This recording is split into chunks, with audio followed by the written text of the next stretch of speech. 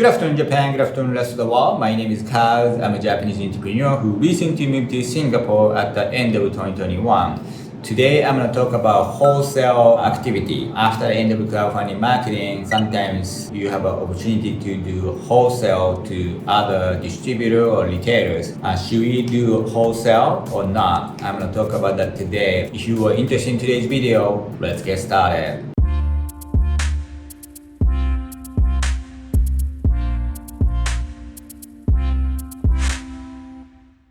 Okay, so I'm gonna start today's video. So after the end of campaign, should we engage in wholesale to other distributor or retailers? Second, what are the type of person who should focusing on wholesaling, and also some of the example of successful wholesaling activity. So I'm going to talk about these three today. First of all, should we consider wholesaling after the crowdfunding marketing? Absolutely yes, because purpose of the crowdfunding marketing is not just for a one-time campaign. Also the brand itself and also that we as a distributor, our main goal is to start from crowdfunding marketing and develop the initial awareness on the market, and then continue to build a brand in the Japanese market for long-lasting relationship for both manufacturer and ourselves as a distributor. Of course, you should always consider selling your product to other distributors, like such as either online or offline channel, because every company has its own strengths.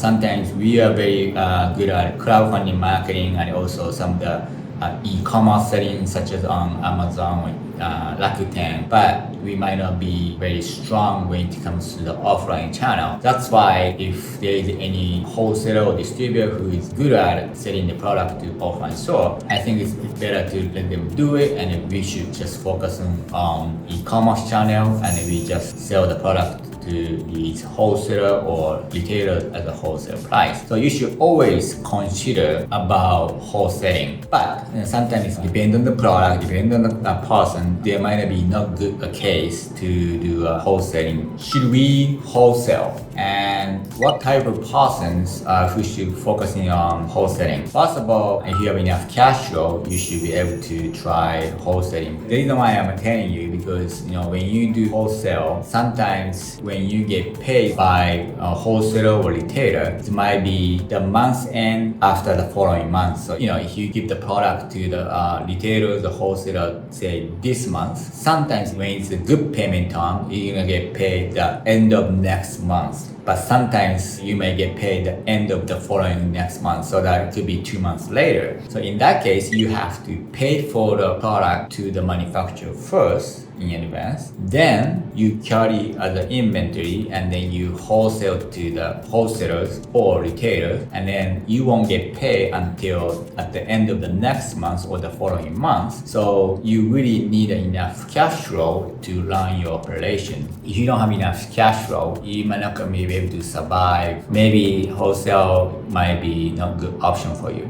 If you are actually the corporate, you should consider doing the wholesale. Most of the large retailers or wholesalers, they only deal with the corporate entity.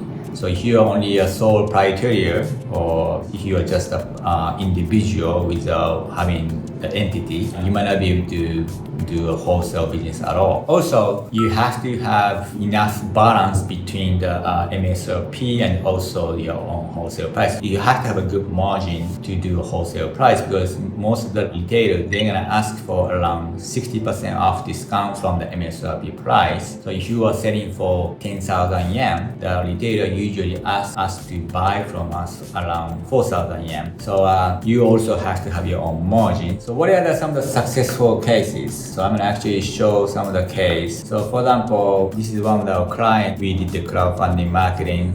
We had a great success, and we sold around 70 million Japanese yen. After that, we are actually selling the product to Rakuten store, and then they actually purchasing our product, and then they actually got the daily ranking and weekly ranking. Even though you don't have a Rakuten experience, you own the product, and then sometimes you can do a B2B to Rakuten reseller. They can buy the product from you. So this is one of the great examples there. So this client actually makes quite decent money, and also some of the example actually sell to Yodobashi flashy, talking hands, and that kind of offline store. To wrap up today's topic, you really need some cash flow, and you have to be a corporate entity.